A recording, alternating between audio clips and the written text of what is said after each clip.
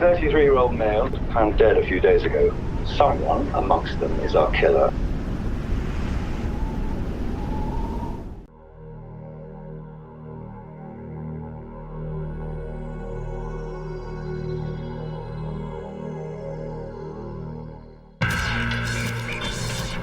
This is a story of greed and terror, of a drug empire built on corruption, intimidation, and violence. And it is a story of the men and women who sacrificed their lives to battle one of the world's most dangerous organizations, the Juárez Cartel. Jurisdiction, the world. When crimes are committed, an international organization unites police officers to deliver justice. Interpol investigates.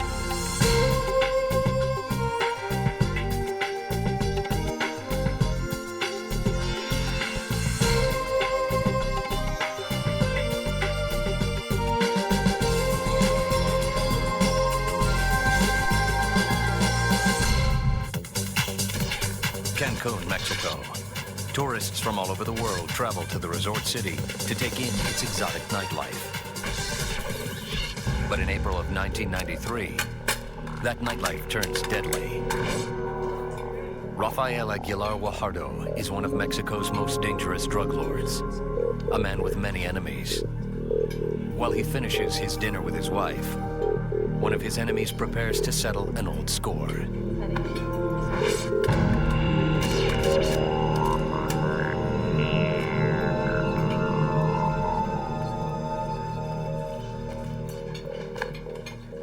Outside, Georgianne Knafelk and her husband Barry Rosenbaum are enjoying a second honeymoon in Cancun. Georgianne is 2 months pregnant, and the American couple wanted to take the trip before the baby was born.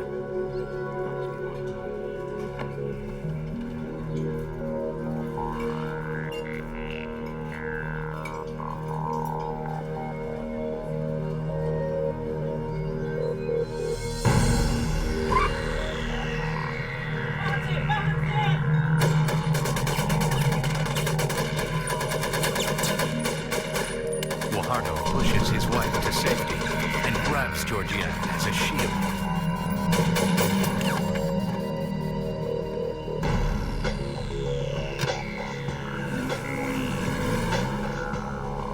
The drug lord is dead. But he is not the only victim.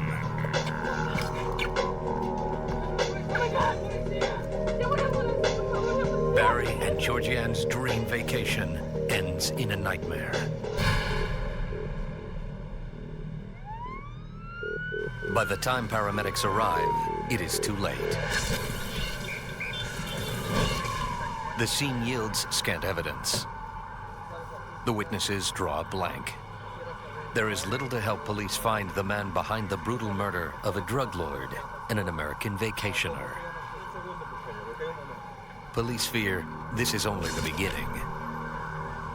When you have a gangland-style slaying, it's probably not going to be the only hit. John Emhoff, the former head of the United States Interpol office. You need to figure out why it occurred. You need to figure out the motivation, first of all, to solve the crime, and second of all, so that you can understand the dynamics of who might be next. The Mexican police begin their search to find Rafael Guajardo's killer.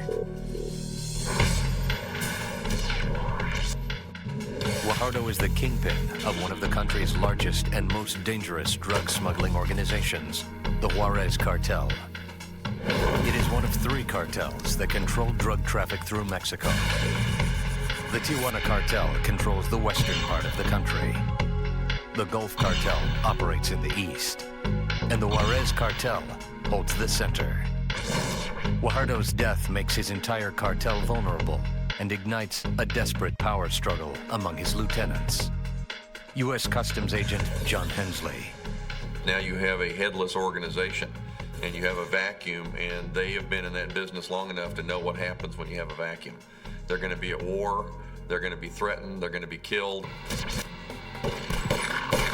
That very night, the bloody battle for control rages as the streets of Mexico's border towns erupt in violence.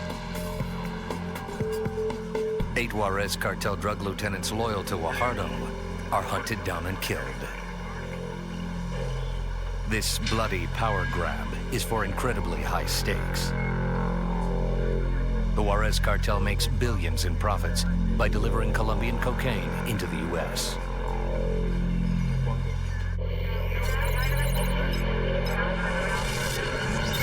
Juárez is on the northern border of Mexico. It's separated from El Paso, Texas by the Rio Grande River. It's one of the largest border crossings into the U.S. Customs officers and police on both sides of the border struggle to stem the tide of illegal drugs. In Juárez, the police use high-tech surveillance systems to try and gain the advantage. At the crossing into El Paso, U.S. Customs agents are engaged in a constant search. Their target, the billions of dollars in Colombian cocaine the Juárez Cartel moves across the border each year. Interpol assists on both sides of the border, but the head of Mexican Interpol, Ponce Edmondson, recognizes it is a losing battle. No law enforcement in the world has succeeded in the combat. We are in war against the drug dealers. We're trying to control the flow of drugs. The seizures we're doing are less than 20% of the drugs that go through. Now, a killing has given the cartel a new leader. Mexican police and U.S. Customs must find out who is in control. Informants on the street tell them that the man who ordered the hit on Guajardo is one of his drug lieutenants, Amado Carrillo Fuentes. The Juárez Cartel, like many businesses, has 2 divisions. Rafael Guajardo, a sort of head of sales, made the business deals, and Amado Carrillo Fuentes oversaw the operations. But the 2 men don't get along. Carrillo Fuentes doesn't enjoy sharing power. Amado Carrillo Fuentes was undereducated, very aggressive guy. U.S. Customs agent John Hensley has fought the war on drugs for 30 years. The key to success for a man like Amado Carrillo Fuentes was ruthlessness. Carrillo Fuentes joined the cartel as a teenager, and over the years, police have become familiar with the aftermath of his quick and bloody rise to power. But despite Carrillo Fuentes' reputation, authorities can never pin any of the murders on him. Looking for something to link him to the Guajardo hit, police put his mansions under 24-hour surveillance.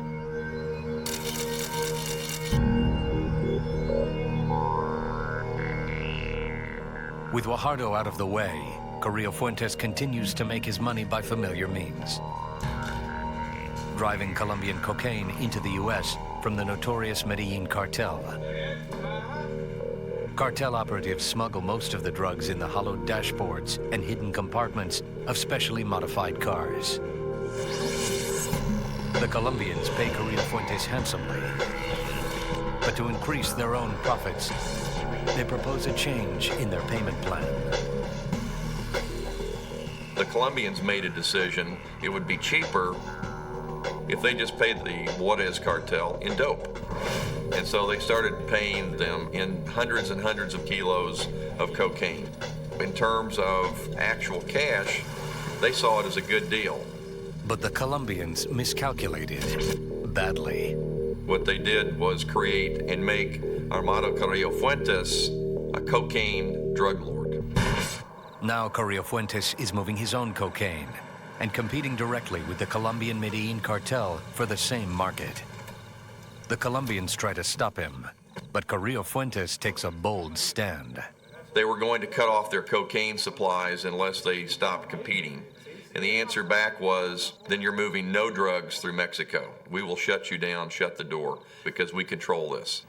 We also control the street organizations in the United States, and they're not going to buy from you anymore. They're going to buy from us. In preparation for this move, Carrillo Fuentes reaches out to competing cartels.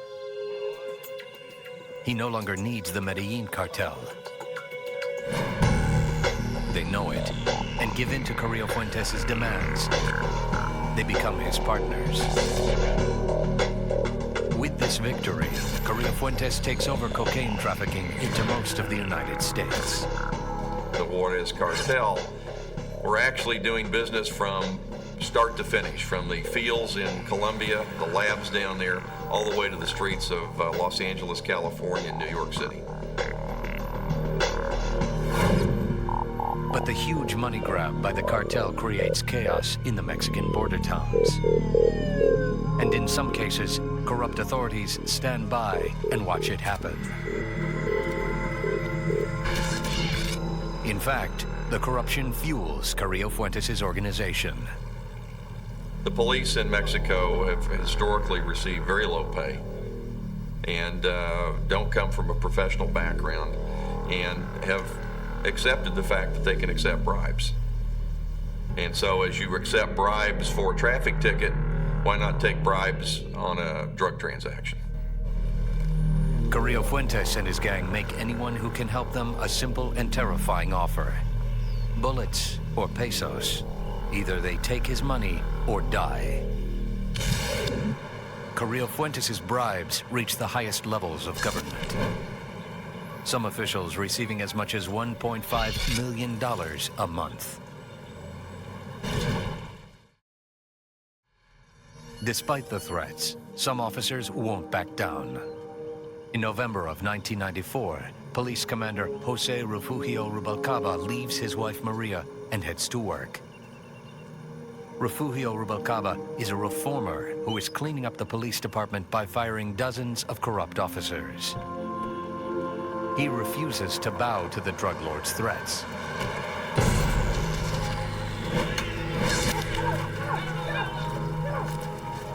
But today, he is picked up by members of the cartel.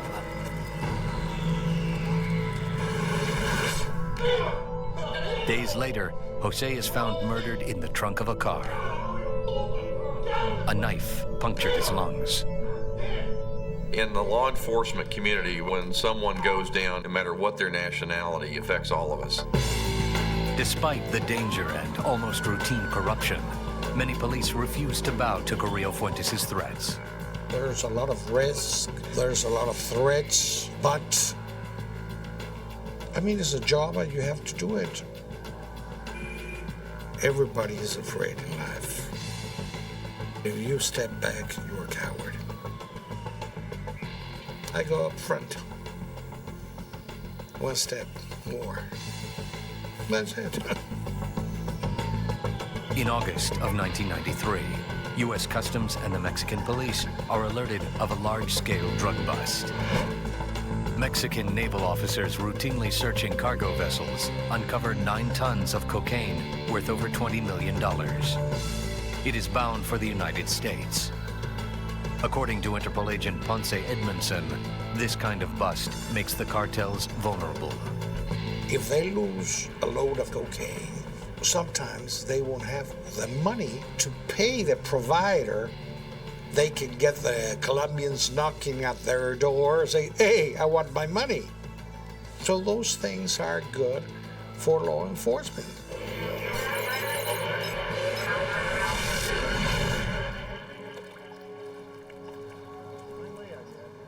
Word of the bust soon travels to Carrillo Fuentes' Colombian partners. They are furious to lose so much product and blame Carrillo Fuentes. They assume he has lost control of his organization. Colombian justice takes its usual form. They decide to take him out. On November 24th, 1993, at a restaurant in Mexico City, the Colombians make their move.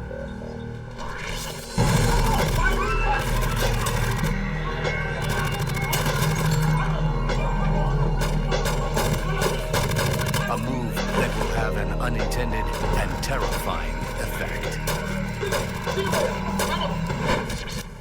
In Mexico, on November 24th, 1993, Mexican police struggle to make sense of a horrifying crime scene. Colombian hitmen have attempted to kill drug kingpin Amado Carrillo Fuentes and his wife.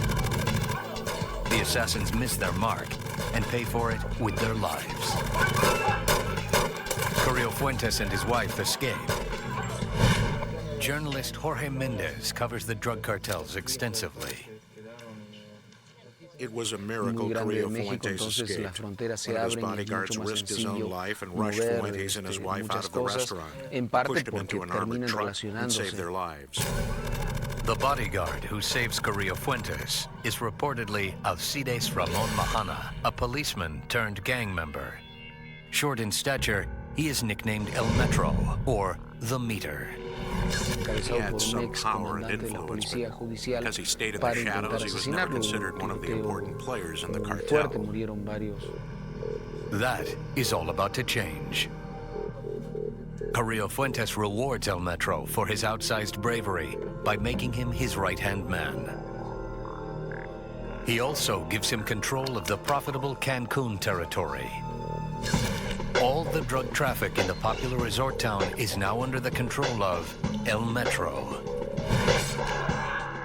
El Metro, known as Carrillo Fuentes' enforcer, has a reputation of conducting business with extreme violence. Investigators intensify their efforts to find him. U.S. Customs gets a tip that El Metro may be using retail trucks to smuggle drugs out of the country and bring money in. But finding them is a daunting task. Each year, 16 million vehicles cross into the U.S. from Juárez alone. But the diligence of U.S. Customs and Mexican police starts to pay off. U.S. Customs agent John Hensley. One case in particular, El Paso, our inspectors seized over $10 million hidden in a frozen food truck. That hurt them a lot. With each success, Customs gathers intelligence and increases the pressure.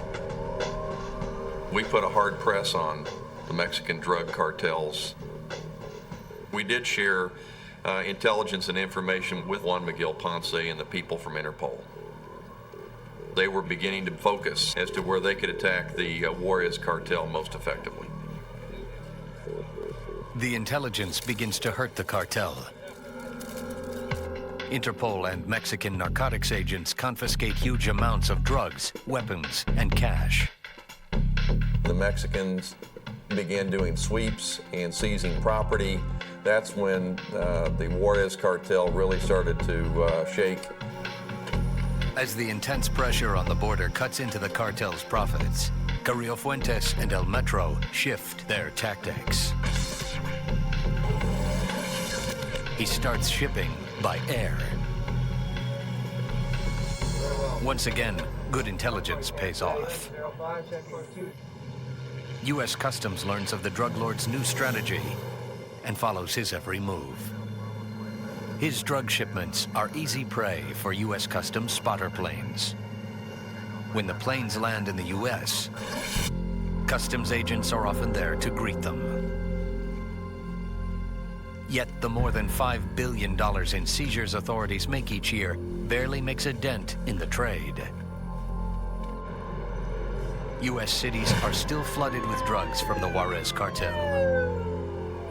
Amado Carrillo Fuentes became one of the biggest drug organizations that we've ever known about. Undaunted by the small plane busts, Carrillo Fuentes uses another way. They were buying large planes, which were bought like scrap material. They were very old planes from cargo airlines or regular fleet airlines. Nobody had statistics. And so it was very easy for them to buy. They put $50,000 and just they needed one more flight. And they crashed it at any beach or desert, but there was 10 tons of cocaine or 12 tons of cocaine. The drug lord catches U.S. Customs off guard. Was not something we were initially looking for. They flew the same routes, altitudes, and essentially tried to look like a commercial aircraft. The large aircraft create enormous profits for the cartel. Amado Carrillo Fuentes has become an extremely wealthy and powerful man. Fuentes had the benefits that eschew from that kind of power. Women, mansions, jet planes, nice clothes, all the trappings of a drug lord. He owned 54 mansions all over the country of Mexico. But his enormous wealth brings enormous problems. Carrillo Fuentes is having trouble hiding the mountains of cash he is earning as profit. This might be the weakness in the organization investigators have been searching for. Carrillo Fuentes needs help laundering his money. U.S. Customs and Interpol devise a way to help the drug lord with his problem. Interpol in Mexico began working with us to identify the assets, to seize them, to identify people to arrest and prosecute. They set up their own money laundering front and launch a sting called Operation Casablanca. Their only interest is in one client. The Juárez Cartel is always looking for a new source to launder their money. And so we began moving millions and millions of their dollars through the banking system. Operation Casablanca is a success. The DEA files indictments and begins investigations of Carrillo Fuentes' financial activities in the United States. Interpol agent Ponce Edmondson sees the investigation start to hurt the cartel. If you cut the money laundering, they're ruined because they don't have the engine, the motor that makes the organization. Investigators begin to tighten the noose. They have enough to arrest the targets of the cartel indictments. The Mexican government, with Juan Miguel Ponce as the point person, began arresting those people that there were warrants outstanding on in Mexico. Investigators are finally closing in on Carrillo Fuentes. The heat was too high on Fuentes for him to survive in his present role. But the heat has an unintended effect. There were just too many newspaper headlines, too many U.S. indictments.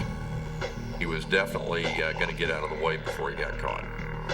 When investigators finally believe they are getting close to Carrillo Fuentes, he disappears.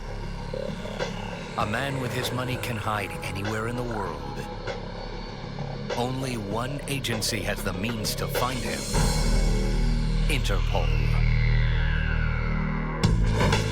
When police begin pressuring Mexican drug lord Amado Carrillo Fuentes, he disappears.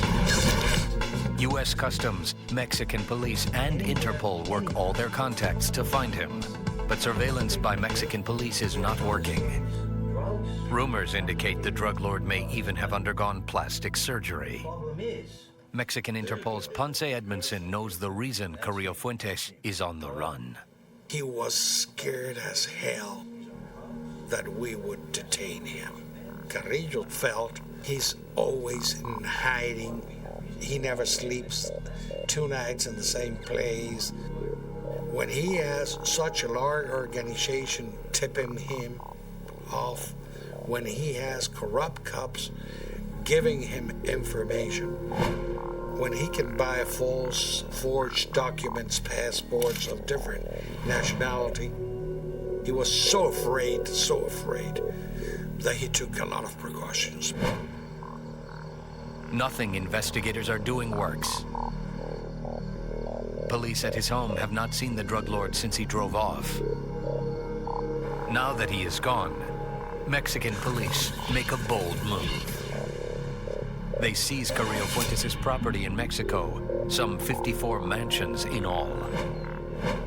They hope one of these homes will hold a clue to his current hideout. Police come up empty, but head of Mexico's Interpol office, Ponce Edmondson, notices a curious similarity. They were in different places with different decorations, but they had pool tables. Why they had pool tables? Because Amado Carrillo Fuentes had to be hidden most of his time, and he liked to play pool. Pool is not popular in Mexico. The drug lord's passion for the game might just lead Ponce to his hideout. Investigators notice several of Carrillo Fuentes' most trusted cartel members have also vanished. Ponce Edmondson fears he's fled the country. Quite easy for a person like him, or he could offer $500,000 for some passports. So, I mean, corruption is anywhere when it's at those prices. Carrillo Fuentes might be able to buy anonymity, but he can't buy luck. In England, 5,000 miles from Ponce Edmondson's office, a strange break occurs in the case. A woman at afternoon tea at the Ritz Hotel in London has $80,000 in traveler's checks stolen. Outraged, she goes to the police. Scotland Yard offers to investigate. The thief doesn't get far. A few days later, when he has an accomplice try to cash the checks, they find him. But it seems suspicious this woman would be carrying $80,000. To check out her story, the British detective turns to Interpol for help. He contacts Ponce Edmondson at the Mexican Interpol office. When I heard the name of the lady, I knew was the mother of the principal lieutenant of Amado Carrillo. Her son, Eduardo Gonzalez Quiarte, has worked with Carrillo Fuentes for years. Ponce Edmondson wants to take a closer look at the stolen traveler's checks. Scotland Yard faxes over the information. Interpol agent Ponce Edmondson wastes no time in running down the check numbers. Those numbers of checks were bought wholesale $2.5 million, and they were in the hands of the Juárez Cartel. Investigators learn they were purchased from a currency exchange office in Mexico City. Interpol finally has a tool they can use to track the cartel members. I was seeing the breadcrumbs of where they were going, because every check that was traded, I was informed. So they went London, Paris, Barcelona, Moscow, Jerusalem, and most were spent in Chile and Argentina. So I went to Chile and Argentina. In Argentina, Edmondson notices that a Juan Rangel has been using the checks to buy real estate. Rangel would provide the drug lord with the perfect cover. Ponce Edmondson travels to Argentina to talk with the real estate company where the man known as Rangel cashed several of the checks. The company provides no information. It seems even in South America, Carrillo Fuentes is buying people's allegiance. To capture Carrillo Fuentes, investigators are going to need a break. Ponce Edmondson plays a hunch. I said, this is going to be quite difficult if we don't have something. What was that something? Pool tables. I knew that Amado couldn't live without a pool table. When agents in Mexico seize Carrillo Fuentes' mansions, they notice they all have pool tables. Ponce Edmondson believes he may be able to use Carrillo Fuentes' unusual hobby to trip him up. He visits an importer who handles pool tables and plays a ruse. I said, I love to play pool, and I would like to know if those people that bought those pool tables, if it's a bar or something where I could go play pool. No. They were for 4 private homes, and precisely was one of your compatriots, a Mexican that bought. Oh, then it'll be love to play. Why don't you give me the address? Edmondson's plan works. He gets the addresses. Convinced Carrillo Fuentes must be behind the purchases, Edmondson closes in. The residences are locked up tight. Carrillo Fuentes has vanished. Ponce Edmondson broadens the search to other South American countries. John Emhoff. Yeah, the Juárez Cartel's huge. I mean, they've got more money, they've got more people, they've got more connections than any local law enforcement agency, even in any one country's law enforcement agencies. But when you bring Interpol into the equation, now you have this force multiplier. You can match fire with fire. The Interpol offices in Mexico City, Buenos Aires, and Santiago, Chile compare their information.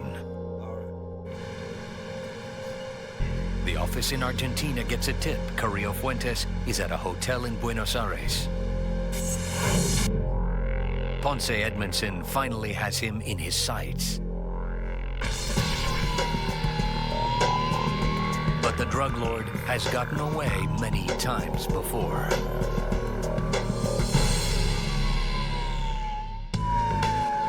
Mexican Interpol agents track Juárez drug lord Amado Carrillo Fuentes to a hotel in Argentina. But when they raid the hotel, Carrillo Fuentes is long gone. Somebody tipped him, and he left. We always one step behind. But that was good, because that's what got him so nervous and made him commit mistakes. While staying at the hotel, Carrillo Fuentes had made a series of calls to the same town in Argentina. Now Interpol agents believe they have finally found his hideout. But before Interpol's Ponce Edmondson gets to him again, he goes on the run. Pressure from the authorities forces Carrillo Fuentes once more to flee the country. Interpol agents learn he escapes from Buenos Aires and goes to Cuba. From there, he sneaks back into Mexico.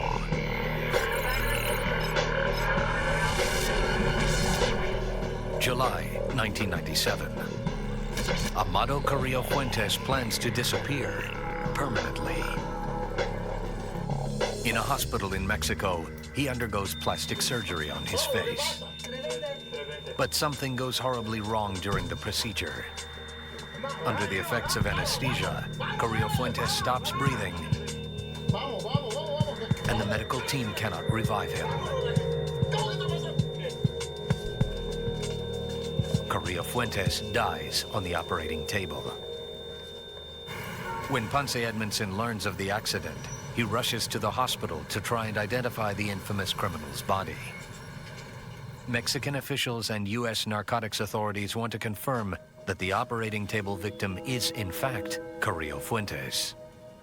The media thought that he was so resourceful and he had so much money that he could have put another corpse so people will think he was dead and then he would get out of the pressure. So it was very important to produce enough evidence to show that he was who he was, and that was DNA. They take tissue and blood samples for testing. This microscopic evidence holds the key to the man's identity. A DNA lab in the U.S. confirms the dead man in the hospital is Amado Carrillo Fuentes. The murderer and drug kingpin who took over the cartel by killing his predecessor, an innocent tourist, and countless others, is dead. At autopsy, authorities discover the kingpin, a cocaine user himself, had the drug in his system when he died. He also had traces of a sedative, Dormicum, which Carrillo Fuentes often used to help him sleep after a cocaine binge. When the anesthetic combined with the Dormicum, it created a fatal cocktail. The ruthless drug lord had been struck down by drugs. Interpol has finally found Amado Carrillo Fuentes, but his death only signals the beginning of a new bloody drug war. It will turn the entire country into a battlefield. It's like a wolf pack. When you knock the lead wolf down, they don't stop running. Somebody else emerges and the wolf pack just keeps on going. Generally, that is the most ruthless of the lieutenants waiting in the wings. Mexican newspapers print photos of Carrillo Fuentes' corpse in the operating room. And news of his demise rocks the Mexican underworld. Outside Mexico City, a woman makes a gruesome discovery. Along a rural road, she finds a barrel. Inside is a mutilated corpse. Police identify the unfortunate man as the doctor who performed the plastic surgery on Carrillo Fuentes. It's the ultimate signal of disrespect to an individual. So they send a signal to others that this is the way we're going to leave you if you cross us. Police have evidence to suspect that the man behind the retribution killings is Alcides El Metro Mahana. El Metro saw an opportunity to take over, and when he operated as ruthlessly as he did, the rest backed down, and he was able to take over the organization through force and intimidation. He was trying to rebuild the organization in his own mold, which is a lot cruder, a lot more violent. He operated differently through threat and intimidation. So as he had his own sources of information and identified local Mexican law enforcement investigations at the regional and state and local level, his tactic was to find out what he could and then kill him. A lot of local police officers died at the hands of El Metro. El Metro has to be brought down. In 1998, Jose Luis Vasconcelos from the Mexican Attorney General's office joins the fight. All the forces of the state were mobilized and exerted strong pressure over the organization. Mexican police are now joined by the Mexican Army and U.S. military forces. They begin targeting El Metro aggressively. To do this job, you must have strong convictions and overcome all your fears. These drug lords must be stopped. We must prevail, and we can if we don't give in to fear. El Metro has shown himself to be a difficult target. He makes certain he is always well protected. El Metro operated in two modes. One was to intimidate, terrorize, and kill, and the other was he still had to have sources of intelligence and some cover, especially governmental cover if he could find it. Reportedly, his bribes go as high as governor of the Mexican state of Quintana Roo, Mario Villanueva. Se conoce de su existencia, se conoce de su operación. No había fotos de Amado Carrillo en aquella época, porque no había fotos públicas. Hasta 1993 que se produce ese atentado en Vallejo, el público en general no había oído hablar. Police intensify surveillance of his operation, but they believe El Metro is quick to strike back. On June 2nd, 1998, Juan Martinez, the leader of the investigation into El Metro's activities, is met by two police officers. Within minutes, he realizes he is in terrible danger.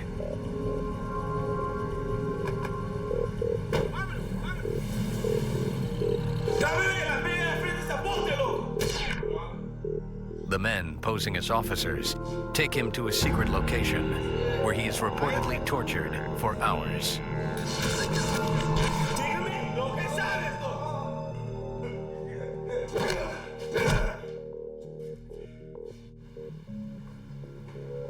At the same time, El Metro allegedly sends his men to the investigation leader's office to reportedly steal evidence linking him to Governor Villanueva.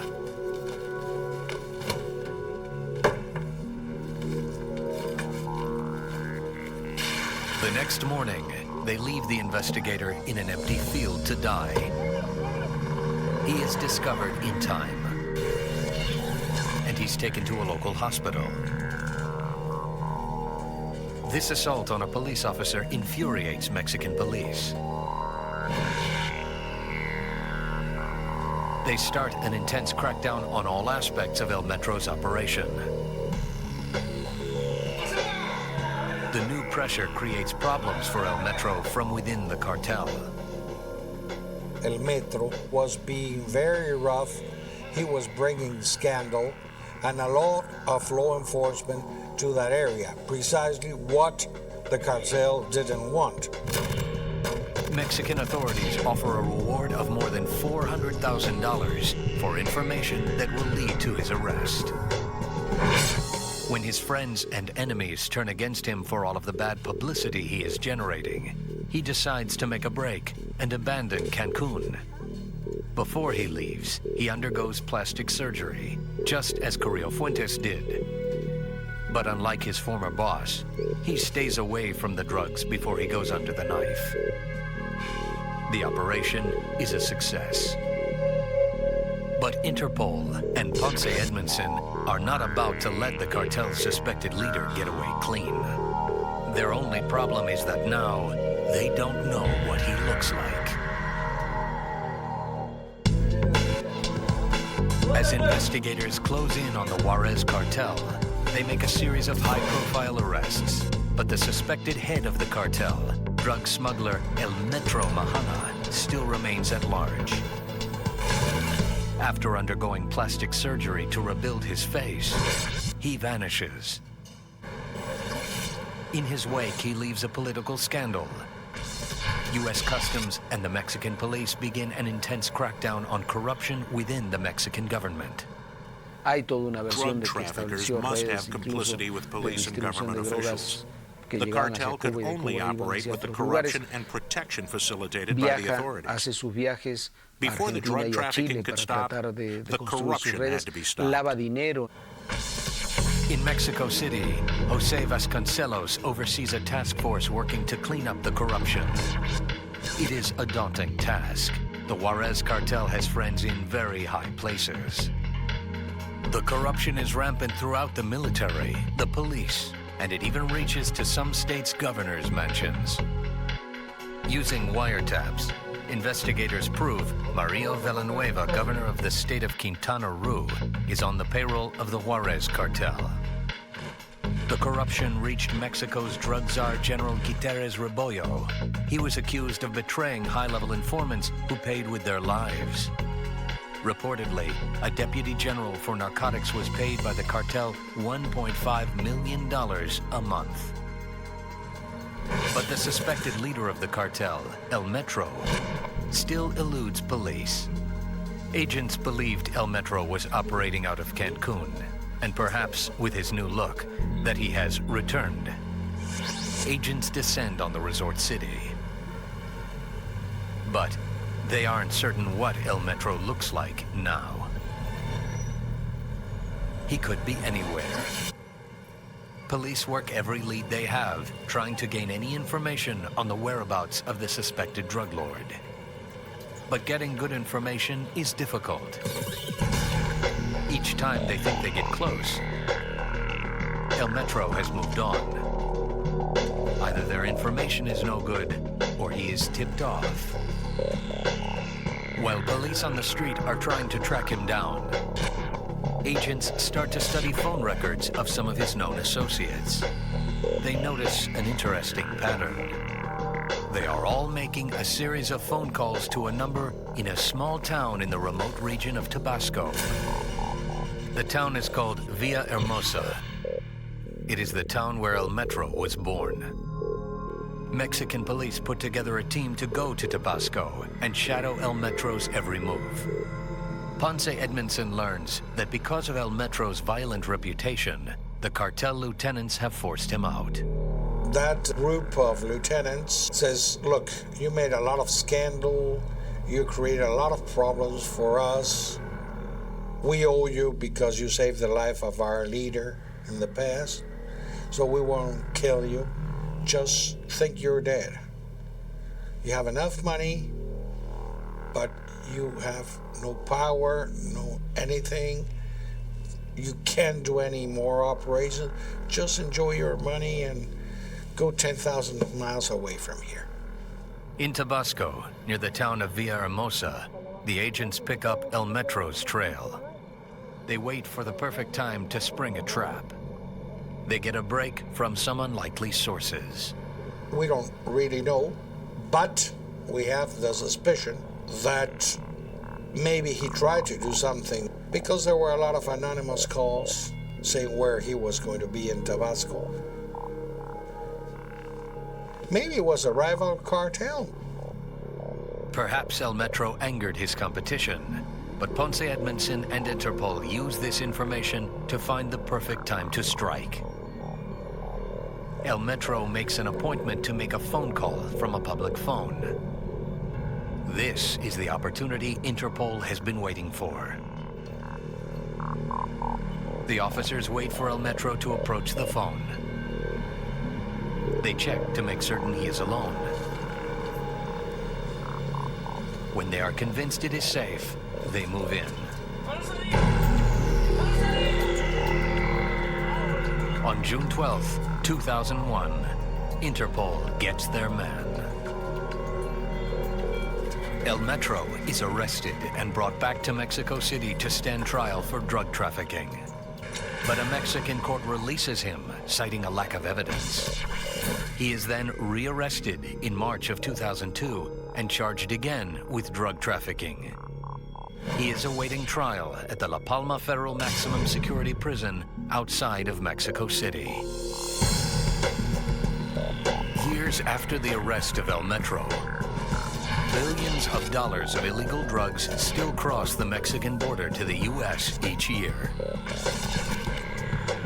So, for Interpol and law enforcement agencies in Mexico and the U.S., the battle continues to try and slow this deadly traffic.